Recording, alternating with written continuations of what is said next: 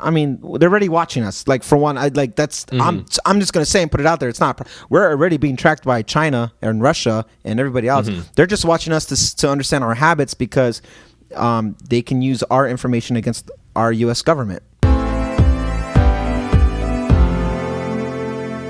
So you knowing what you know about tapping into internet and accessing that data that internet cable provide. I like talking about this because we're a non-sponsored podcast. How useful are VPNs? They are extremely useful. Yeah. Okay, good. They really are. They really I was going to say, does that prevent that middle handshake from taking place? Some of them do. I'm about to get pretty nerdy. You know what? If I say this, do you use one? I don't. No, not here. I do use one, not here. Not on my personal devices. Not yet. I was waiting for a sponsorship to reach out to us. Yeah, let's not say any brand until we get an offer. Yeah, I know, because there's one brand, and I'm not going to say it out loud because I don't want to burn any bridges, but there's one brand who had all their information hacked and leaked because they did not use a secure encryption key. I don't even know. Anyway, the information got leaked out there because there was actually there's vulnerabilities in virtual private networks as well. We should burn these bridges then. If they're a vulnerable VPN, I hear they're fixing. Don't say the name. Let me just ask: Do YouTubers bring it up often? Yes. Okay, I think we know that. Yes, they do.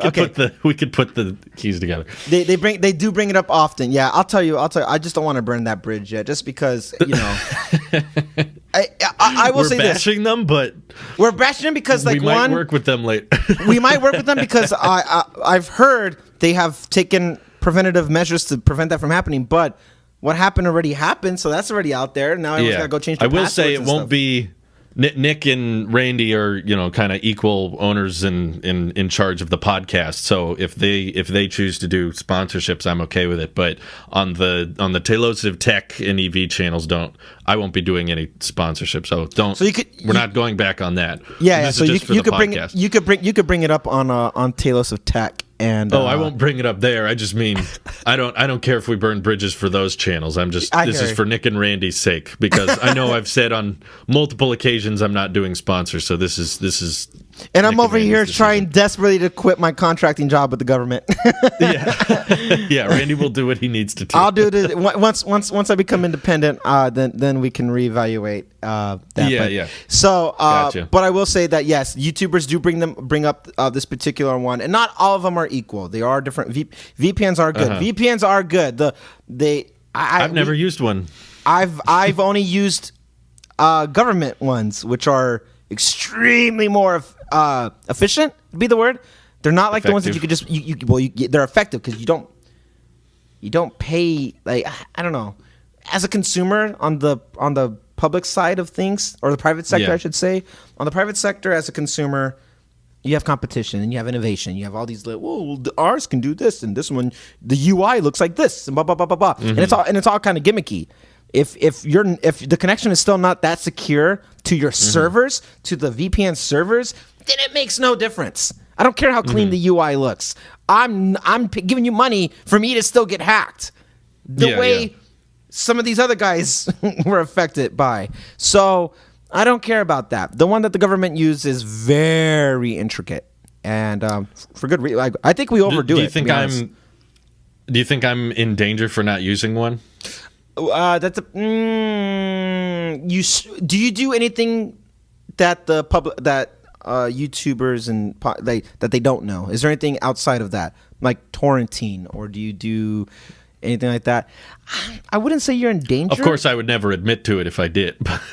Yeah. No, I don't. What about because I was gonna say Netflix. It's cool to watch shows that are not, you don't have to wait till the whole, because only in the US do you have to wait till the whole season's done on Netflix for them to push it, and other people are watching it episode by episode in different countries. Well, no, there's never been a show that I've been like, oh, that country gets it now, and I need it. Like, we've never been that picky when it comes to content. Yeah, we get Mandalorian first. I mean, Yeah, exactly. There's never been a show I've been willing to pay money to see early or something. If it's like, when is it coming out? 6 months? Okay, I'll wait 6 months. I'm not in a hurry for that kind of thing. So, I will say, are you in danger for not using it? Yeah. In overall, yes. You are open to attack. Yes. In danger of an attack? What is it? What would that look like for me?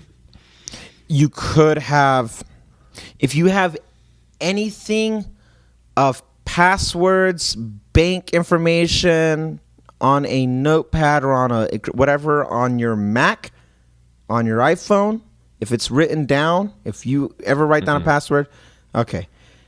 So it's in here. It's all if it's all in here. If you truly have it, I know it is. It's right here, and if you don't have repetitive passwords and stuff. If all that's good, if you have the only way you're secured is if it's only in your head. That's the only way you're secure. Well, I also have 2FA on everything, so that has limitations too. It does help. As in, like, if someone were to log in with a password, I would know about it almost instantly. People don't have to take that route to get into your stuff, like banks or whatever. There's other ways to get into that information. Now, banks are another high level encryption for obvious reasons. I hope so. Yeah.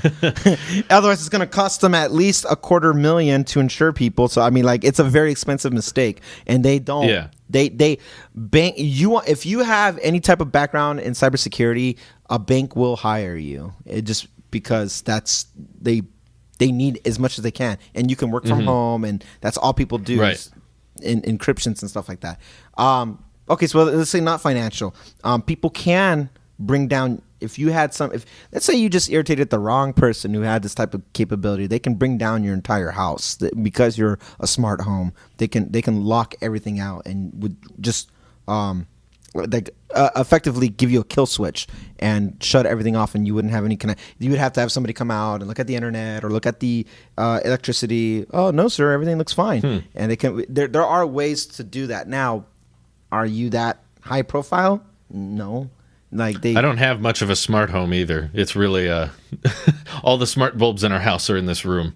Nice. So, and there's no smart lock or anything. So they can't. They can't kill your. They can't. So you won't be able to upload some videos for a couple of days. That's the most they can do. On a direct attack level, because you have direct attacks that could happen, you could have. I would say that's the most, but that's the most probable. That's the most realistic thing that they can do. Your whole neighborhood could get attacked and shut down. Like the whole network, the whole everything in your neighborhood could be attacked, and that's something you have no control over. And a VPN ain't going to save you from that. But they can do that. If you are being targeted, if somebody found your IP, like once they get your IP address and they have other data, I'm not going to just put I'm not going to say, but IP is the most common one. But once they get certain information on you, they can hone in.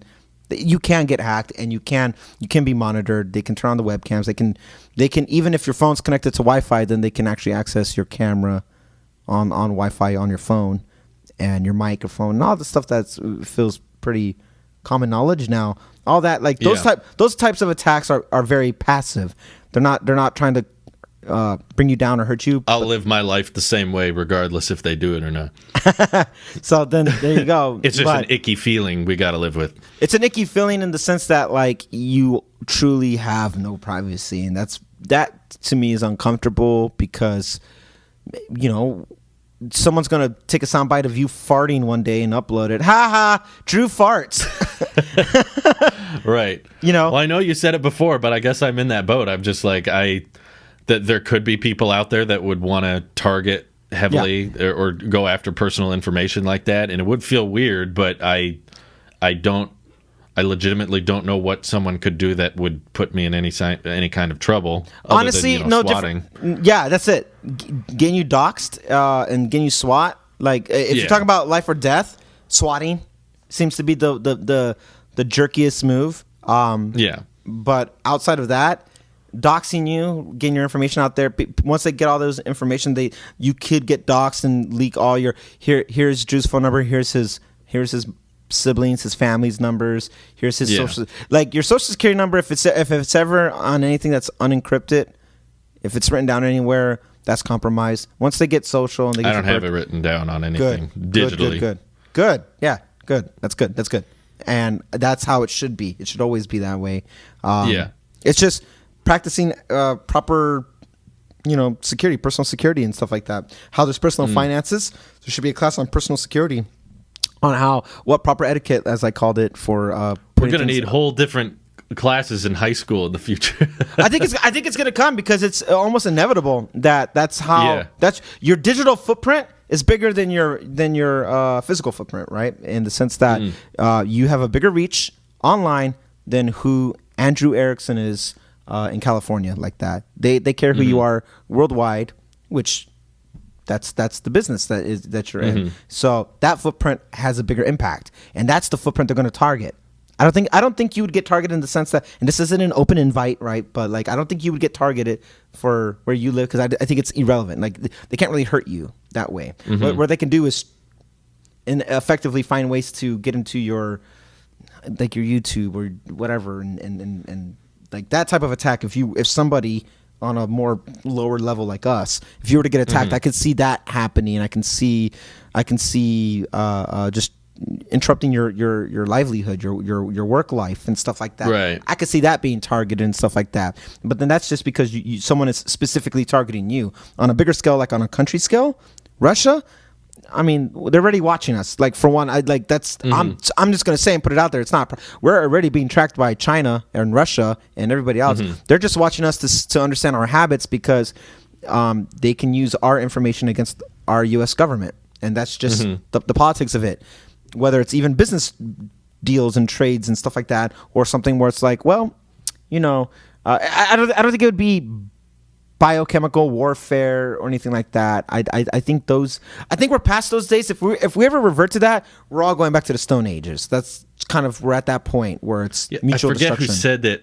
I think it might have been Einstein. It was Einstein. I think he said the third. I can't tell you what the third World War will be fought over, but the fourth one will be fought with sticks and stones and stuff. Yeah. And that's true. It's a powerful expression. Yeah. It's very true. And everything that we love in our society of using phones and stuff like this would be obsolete at that point. But right now, we're just more at the point of like, what you do with your time is more valuable than, like, the civil countries aren't going to try to behead us like ISIS. You know what I mean? Like, it's so barbaric and ridiculous, because it's like, we'll come in. If you're going to fight brute force with brute force, we'll win. That's just how it is. But we're more deadly to the people on a digital footprint.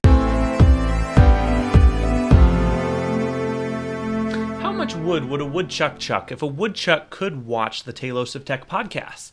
I don't know the answer to this, but all the smart people in the comments below know the answer to everything. So why don't you go ahead and head down there and let me know exactly how many woodchucks would watch this podcast if a woodchuck could watch a podcast.